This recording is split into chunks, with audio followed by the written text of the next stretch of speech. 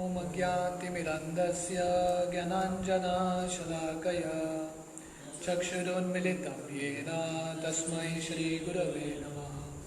श्रीचैतन्यमनोभीष्टं स्थापितं येन भूतले स्वयं रूप कदा मह्यं ददाति स्वपदान्तिकम्। वन्देऽहं श्रीगुरो श्रीयुतापदकमलं श्रीगुरोन् वैष्णवांश्च श्रीरूपं साग्रजाता सहगना रघुनाथान्वितं तं सजीवं साद्वैतं सावधूतं परिजनसहितं कृष्णचैतन्यदेवं श्रीराधा कृष्णपादान् सहगना ललिता श्रीविशाखान्वितंश्च। नमो विष्णुपादाय कृष्णप्रेष्ठाय भूतले श्रीमते भक्तिवेदांत स्वामीति नामिने। नमस्ते सरस्वती देवे गौरवाणी प्रचारिणे निर्विशेष शून्यवादी पाश्चात्यदेशतारिणे। वंचाकल्पतरुभ्यश्च कृपा सिन्धुभ्येव च पतितानां पावनेभ्यो वैष्णवेभ्यो नमो नमः। जय श्री कृष्ण चैतन्य प्रभु नित्यानंद श्री अद्वैत गदाधर श्रीवासादि गौरभक्तवृंद। हरे कृष्णा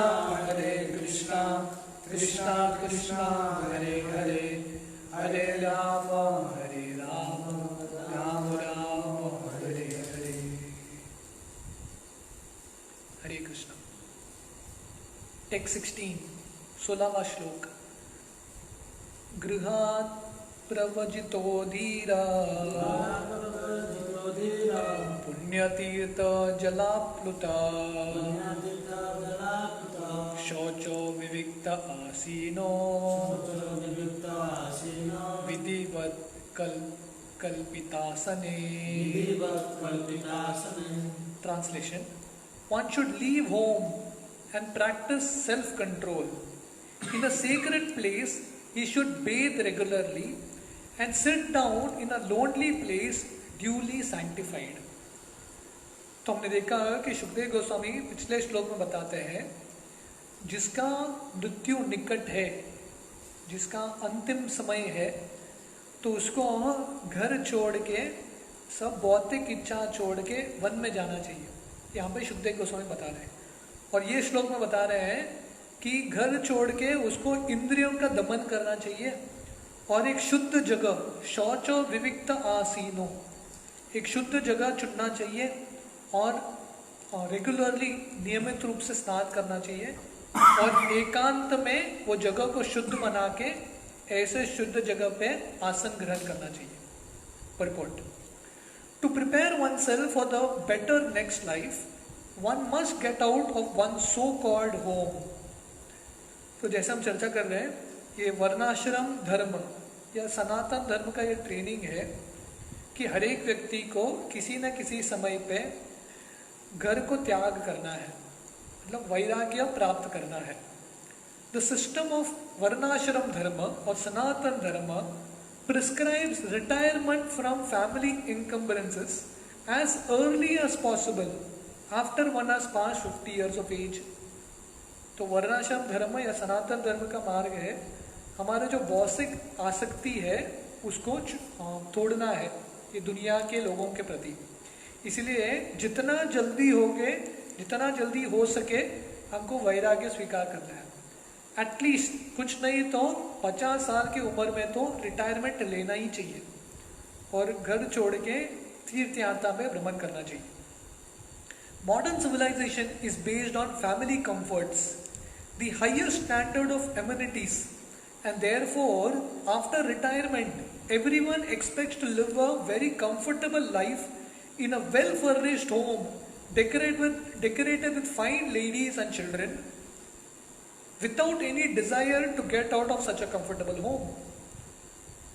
आधुनिक समाज कलयुग का लक्षण है कि हर एक व्यक्ति अपना घर बहुत सुखमयी बनाता है, बहुत सुख सुविधा के साथ। प्रॉपर यहाँ पे लिख रहे हैं हाईएस्ट स्टैंडर्ड ऑफ एम्यूनिटीज, बहुत कुछ रहता है उसमें, स्विमिंग पूल रहता है, जिम रहता है, इतना कॉस्टली सोफा, इतने सारे चीज़ रहता है।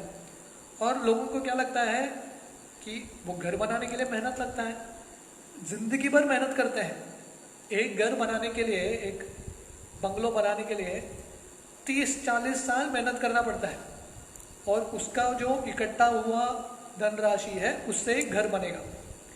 तो एक व्यक्ति जिंदगी में एक घर बनाता है बहुत कष्ट के साथ, मेहनत के साथ, और क्योंकि जिंदगी भर प्रयास किया है, घर में रहने का ज्यादा अवसर नहीं मिला, राइट। दिन भर काम करता है और शाम को आता है, घर में आके सोता है। इतना आलीशान घर बनाया है, वो उसको आस्वादन करने का अवसर नहीं मिला। तो ऐसा व्यक्ति को लगता है जब मैं रिटायर हो जाऊंगा तब ये घर का आनंद लूंगा। रिटायरमेंट का समय घर छोड़ के निकलना है, पर उसको लगता है नहीं, अभी कैसे निकलूं, इतना मैंने कष्ट करके बनाया है, अभी मैं एंजॉय करूंगा ये घर को। तो इस तरह से आसक्त रहता है। और क्योंकि इतने सारे उसने एम्यूनिटीज बनाया है, बहुत सुंदर फर्नीचर है, बहुत सुंदर स्त्रियां हैं, बच्चे हैं, इसीलिए उसको लगता है इधर ही रहूंगा मैं परमानेंटली, कंफर्टेबल। उसके लिए एक कुशन बन जाता है, उठना ही नहीं चाहता। कभी कभी होता है ना, वो सोफा कभी इतना कंफर्टेबल रहता है या गद्दी इतना सॉफ्ट रहता है, एक बार आदमी उसमें घुस जाता है, वापस निकल ही नहीं सकता। उसको लगता है इधर ही रहूं परमानेंटली। हाँ, तो ऐसे लोग इतने आसक्त हो जाते हैं। High government officers and ministers stick to their prized posts until death, and they neither dream nor desire to get out of homely comforts. तो जो गवर्नमेंट ऑफिसर्स हैं, जिनके बहुत तनख्वाह मिलता है, या जो नेता हैं, या जो भी रईस व्यक्ति है, इतने अपने पदवी से आसक्त हो जाते हैं, छोड़ने के लिए तैयार ही नहीं है, सपने में भी छोड़ने के लिए तैयार नहीं है। असली में छोड़ो, सपने में भी वैराग्य स्वीकार नहीं करेंगे, सपने में भी आसक्त हैं। Bound by such hallucinations, materialistic men prepare various plans for a still more comfortable life. But suddenly, cruel death comes without mercy and takes away the great plan maker against his desire, forcing him to give up the present body for another body. तो इतना plan करते हैं, already जिंदगी comfortable है, उनका भौतिक जिंदगी, उनका इच्छा क्या है, और कंफर्टेबल बनाओ और सुख सुविधा लेके आओ, और इतना प्लान करते रहते हैं, उनको पता नहीं कि मृत्यु निकट है, और मृत्यु आता है, मृत्यु सर्व हरश्चहम, सब कुछ छीन के लेके जाता है, और उनके शरीर को भी छीन लेता है, आत्मा को शरीर से निकाल के और एक शरीर में भेज देता है। हम अपना प्लान करेंगे, पर भगवान का अपना प्लान है, मृत्यु का अपना प्लान है, उसके हिसाब से वो आएगा। इसलिए बुद्धिमान व्यक्ति को जानना चाहिए, मेरा प्लान सब कुछ नहीं है, मैं प्लान करूंगा, पर मेरे से ऊपर एक प्लान करने वाला व्यक्ति है। जैसे एक चींटी घूमता है ना, कभी कभी चींटी घूमता रहता है, वो अपना प्लान करता है, पर एक मनुष्य चींटी को देखता है, एक कागज लेता है, वो चींटी को उठा के ये रूम से दूसरे रूम में डाल देता है। ये प्लान कर रहा है चींटी, पर उसको पता नहीं कि मेरे से ऊपर एक प्लान करने वाला आदमी है। तो वैसे ही हम हमारा जिंदगी प्लान कर रहे हैं, भगवान के लिए, देवताओं के लिए, यमराज के लिए हम छोटे से चींटी के लिए जैसे हैं, तो यमराज हमको उठा के और एक जगह पे डाल देते हैं। तो श्रील प्रभुपाद एक प्रवचन में बताते हैं, एक व्यक्ति था, बहुत बड़ा मिनिस्टर था एक ज़माने का, तो वो प्लानिंग कमीशन के लिए गया था, जा रहा था मीटिंग के लिए। गवर्नमेंट का 5 साल का प्लान होता है ना, 5 ईयर प्लान, तो प्लान बनाने के लिए गया था, बीच रास्ते में ही उसका मृत्यु हो गया। वो गया था पूरे देश का 5 साल का प्लान बनाने के लिए, पर उसको पता नहीं था कि उसका ऑलरेडी प्लान निकल चुका है और सैंक्शन लग चुका है, अभी उसका समय है। Such a plan maker is thus forced to accept another body in one of the 84 lakh species of life, according to the fruits of the work he has performed. तो ऐसा जो प्लान मेकर है, अपना plan करता है, इसलिए वर्णन आता है, मैन प्रपोजेस गॉड डिस्पोजेस। हम प्लान बनाते हैं, जब हम प्लान बनाते हैं भगवान हंसते हैं, प्लान कर ले बेटा, तुम प्लान करो, पर अल्टीमेटली मैं जो चाहूँगा वही होने वाला है। तो such a plan maker is thus forced to accept another body, तो इस तरह से उसको और एक शरीर मिलता है, कौन सा शरीर? जो शरीर कर्म किया है उसके हिसाब से शरीर मिलता है। 84 लाख 84 लाख योनि है, उसमें से जो कर्म किया है उसके हिसाब से हमको शरीर मिलता है।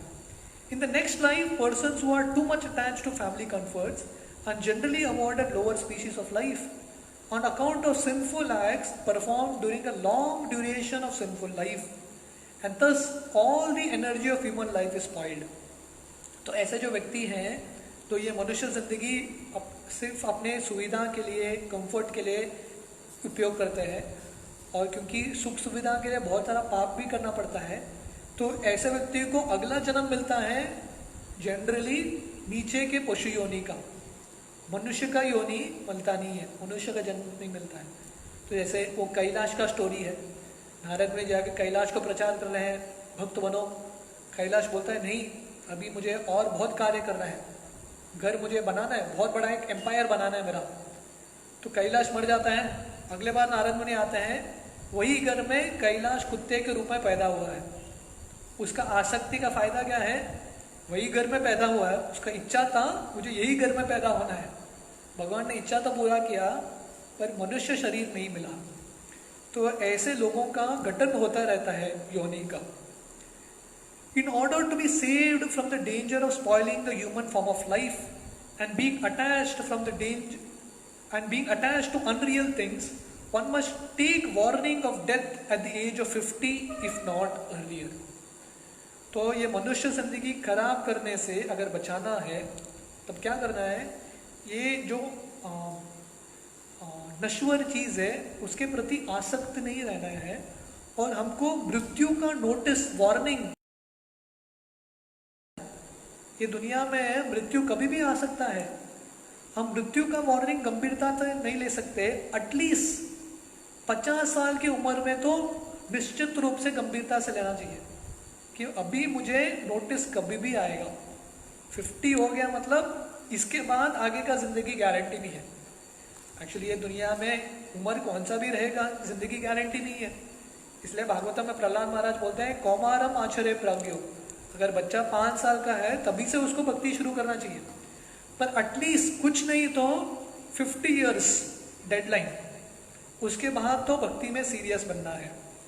The principle is that one should take it for granted that the death warning is already there even prior to the attainment of 50 years of age, and thus at any stage of life one should prepare himself for the better next life. तो सिद्धांत क्या है? ये समझना कि मृत्यु कभी भी आएगा, रोज हमको जीना चाहिए। कैसे? जैसे आज मेरा अंतिम दिन है, लास्ट डे, क्योंकि मृत्यु कभी भी आ सकता है। तो एटलीस्ट इतना नहीं कर सकते तो 50 साल की उम्र में तो निश्चित हमको गंभीर बनना चाहिए। The system of Sanatan Dharma institution is so made that the follower is trained for the better next life without any chance that the human life will be spoiled. तो ये हमारा वर्णाश्रम धर्म है, वैदिक धर्म है।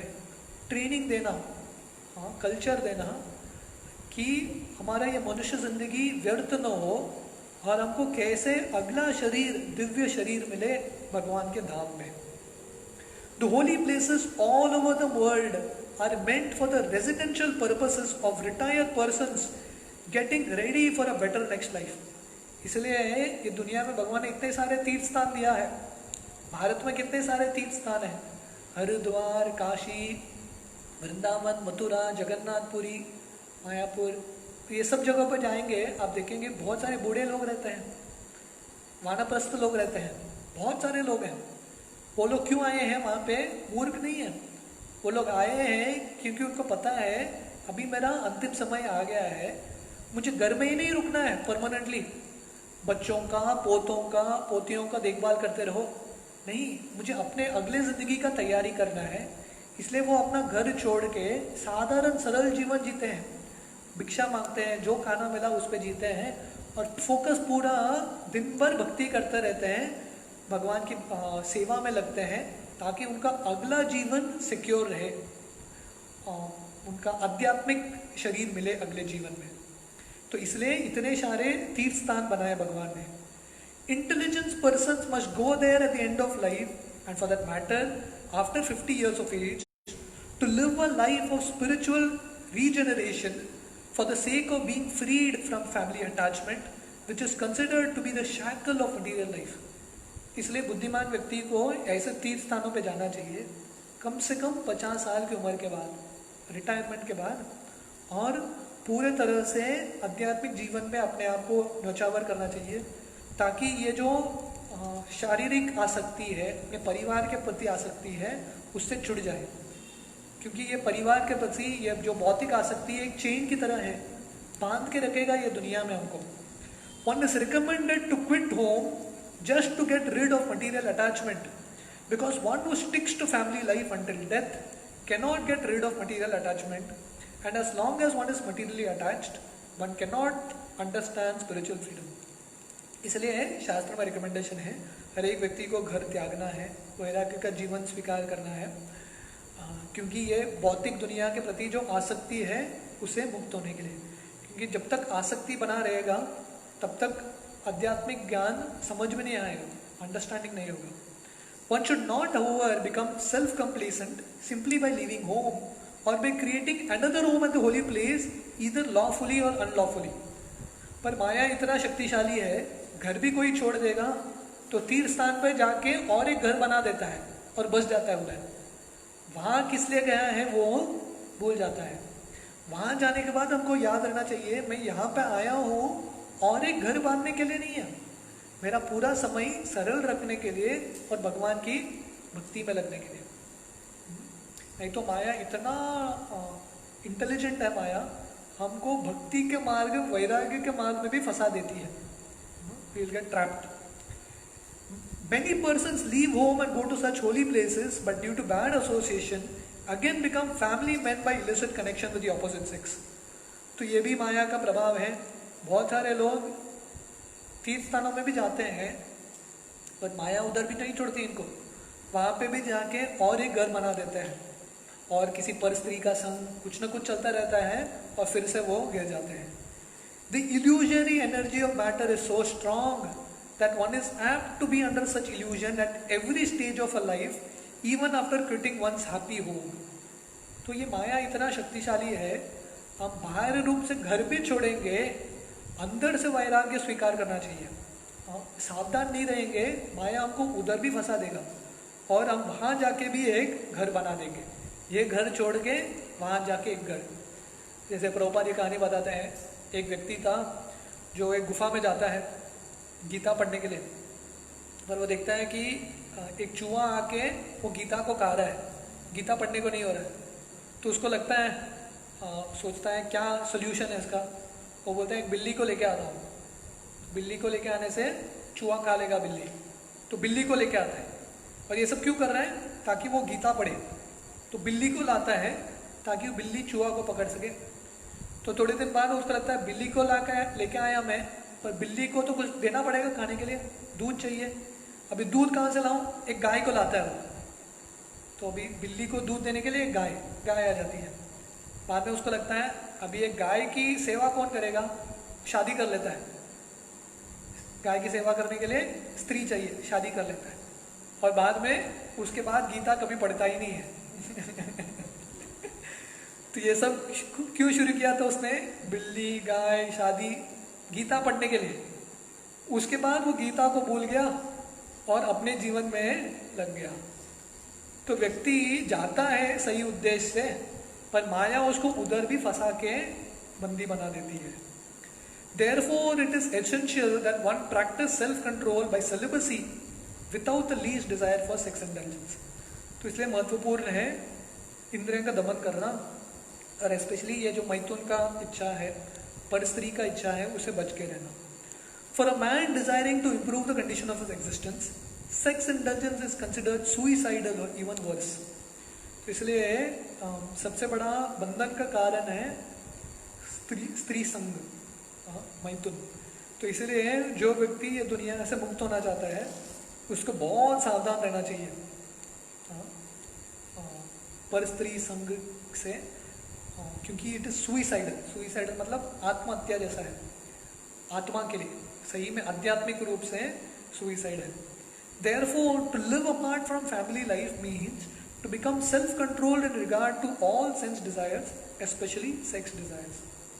तो इसलिए घर से दूर रहना मतलब सबसे महत्वपूर्ण है बौद्धिक इच्छाओं से दूर रहना, अपने इंद्रियों को दमन करना, खासकर सेक्स डिजायर, भोग करने का, मैथुन करने का जो इच्छा है उससे दूर रहना. ये this is the most important thing. The method is that, तरीका क्या है?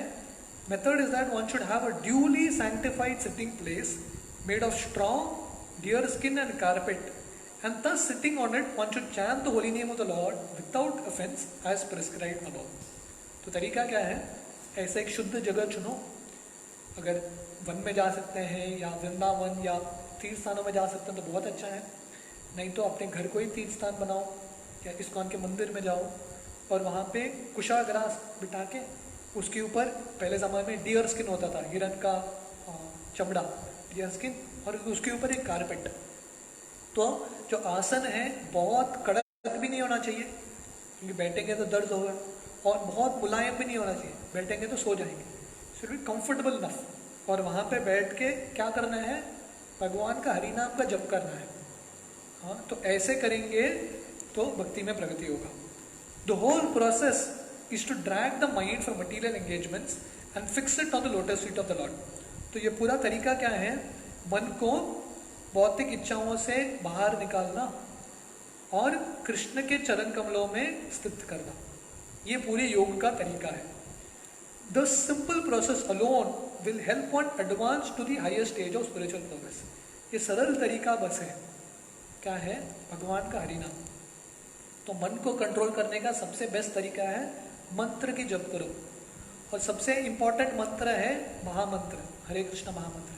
तो इसकी जप करेंगे तो हम मन को भौतिक इच्छाओं से लेके कृष्ण के चरण कमल में लगाएंगे. तो इससे निश्चित रूप से आध्यात्मिक रूप में हमको सफलता प्राप्त होगा. टेक्स्ट 17. अभ्यसेन मनसा शुद्धम तीव्र ब्रह्माक्षरम परम मनो यजेत जितश्वासो ब्रह्म बीजम अविस्मरम. Translation. After sitting in the above manner, make the mind remember the three letters A, U, Ma, Om, and by regulating the breathing process, control the mind so as to not forget the transcendental seed. तो शुभदेव गोस्वामी तरीका बता रहे हैं. तो इस तरह से घर त्याग के वन में एक आसन में बैठ के इंद्रियों का दमन करके क्या करना चाहिए? ये जो 3 शब्द है ओम का उच्चारण करना चाहिए. और इस तरह से प्राण जो ब्रीदिंग प्रोसेस है उसको नियमित करके भगवान के नाम पे या ओमकार पे ध्यान लगाना है. Purport. Omkar or the pranava is the seed of transcendental realization and it is composed of 3 transcendental letters A, U and Ma. तो वर्णन आता है ओमकार या प्रणव ये आत्म साक्षात्कार का बीज मंत्र है और ये 3 शब्दों से बना है A, U और Ma. By standing by the mind in conjunction with the breathing process, which is transcendental but mechanical way of getting into trance, as devised by the experience of great mystics, one is able to bring the mind which is materially absorbed under control. तो ये भी एक तरीका है ओम का उच्चारण करके और अपना ब्रीदिंग प्रोसेस कंट्रोल करके. तो इसलिए प्राणायाम जब करते हैं तो ये पतंजलि योग मार्ग है. तो हम जब प्राणायाम अच्छे से करते हैं तो ऑटोमेटिकली मन थोड़ा शांत होता है और शब्द ध्वनि पे फोकस करना आसान होता है. This is the way of changing the habit of the mind. तो इससे क्या होगा? मन का जो आदत है, बुरा आदत है, उसको डाइवर्ट करने का तरीका है. मन को प्रॉपर लिखते हैं, the mind is not to be killed. मन को आप मार नहीं सकते. मन तंग करता है तो गोली से मार दो, कैसे होगा? अंदर है मन, किसको मारोगे? तो मन को उड़ा नहीं सकते, निकाल नहीं सकते. क्या करना है? अगर एक बच्चा है बहुत शैतान है, उसको आप डांटोगे मारोगे तो वो सुधरेगा नहीं और मस्ती करेगा. तो बच्चे को सुधारने का तरीका क्या है, उसके जो आदत है धीरे धीरे चेंज करो। उसको अगर पॉजिटिव आदत दोगे तो सुधर जाएगा। और जो नटखटपना क्यों करता है, क्योंकि उसको सही चीज़ क्या है पता ही नहीं है, उसको ट्रेनिंग ही नहीं हुआ है। अब सही कार्य दे दो, उसमें आसक्ति आ जाएगा, ऑटोमेटिकली शांत होगा। This is the way of changing the habit of the mind. The mind is not to be killed. Mind और desire can not be stopped, but to develop a desire to function for spiritual realization, the quality of engagement by the mind has to be changed. तो मन को मार नहीं सकते या रोक नहीं सकते, हमारे इच्छाओं को रोक नहीं सकते, पर हमारे इच्छाओं को आध्यात्मिक रूप में डाइवर्ट कर सकते हैं, उसकी दिशा को बदल सकते होगा। ये मन का एंगेजमेंट। मन हमेशा कुछ ना कुछ करना चाहता है, कुछ ना कुछ चीज़ में अपने आप को लगाना चाहता है। वो हम विषय चेंज करेंगे। अब तक भौतिक है, उसको हम आध्यात्मिक कृष्णमयी बनाएंगे, तब मन हमारा दोस्त बन जाएगा। अभी जो मन है दुश्मन है, भगवान के सेवा में लगते ही मन दोस्त बन जाएगा। The mind is the pivot of the active sense organs and as such if the quality of thinking, feeling and willing is changed, naturally the quality of actions by the instrumental senses will also change. तो मन क्या है, भगवान गीता में बताते हैं हमारे 5 इंद्रियां हैं, पर मन छठा इंद्रिय है, सेंटर पॉइंट है। मन के अनुसार इंद्रिय चलता है। मन बोलता है आंख को इधर देखो, आंख उधर देखता है। मन कान को बोलता है ये सुनो, इधर सुनता है। तो पूरे इंद्रिय मन पे ही निर्भर है। मन कंट्रोल पॉइंट है, बॉस है, बाकी सब इंद्रिय सुनते हैं उनका। तो इसलिए मन का क्या कार्य है, 3 कार्य है, थिंकिंग सोचना, फीलिंग महसूस करना, और विलिंग इच्छा व्यक्त करना। तो मन का 3 कार्य है। तो ये तीनों को हमको चेंज करना है। थिंकिंग भगवान के बारे में सोचना है, भगवान के संतुष्टि, भगवान के सेवा के बारे में सोचना है।